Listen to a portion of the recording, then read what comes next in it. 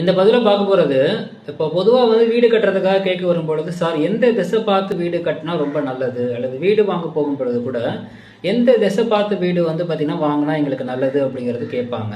But என்ன ஒரு mistake பண்ணுவாங்கன்னா எல்லாருமே, அவங்க ராசிக்கு முக்கியத்துவம் குடுத்து கேட்பாங்க. என்னுடைய ராசி இது சார். ஸோ அதனால இந்த ராசிக்கு வந்து பார்த்தீங்கன்னா, இந்த திசை பார்த்த வீடு நல்லதுன்னு சொல்லி நாங்க நெட்ல செக் பண்ணேன். அதனால நான் அது வாங்கலான்னு இருக்கேன் சார். ஓகேவான்னு கேட்பாங்க. ஒரு சில பேர் இன்னும் சொல்லப்போனால் நிறைய பேர் வந்து பார்த்தீங்கன்னா சரி என் ராசிக்கு இந்த திசை நல்லதுன்னு சொன்னாங்க, நான் அதனால் அந்த திசையில் வீடு வாங்கினேன், அந்த திசை பார்த்த அமைப்பில் வீடு கட்டினேன். பட் வீடு கட்டினதுலேருந்து என்னுடைய பையனுக்கு அல்லது என்னுடைய கணவருக்கு அல்லது என்னுடைய மனைவிக்கு அல்லது குடும்பத்தில் உள்ள யாரேனும் ஒருவருக்கு மிக அதிகப்படியான பாதிப்பு இருக்குது அப்படின்னு சொல்லுவாங்க.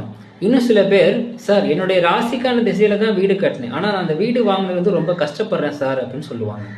இதுக்கு என்னங்க தீர்வு அப்படின்னா, ஃபர்ஸ்ட் விஷயம் ராசிப்படி மட்டுமே பார்க்கக்கூடாது. ராசிப்படி பார்ப்பது என்பது பேசிக்கு. ரெண்டாவது ஜாதகப்படி பார்க்கணுங்கிறது ரொம்ப முக்கியம்.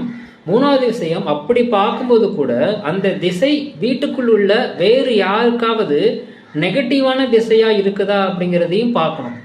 அப்படி இருந்துச்சுன்னா ஆல்டர்னேட் என்ன பண்ணணும் அப்படிங்கிறத சூஸ் பண்ணி தான் வந்து ஃபைனல் பண்ணணும். இதுதான் ஒரு வீடு வாங்குவதற்கும் கட்டுவதற்கும் திசையை சூஸ் பண்ணுறதுக்கான மெத்தடு.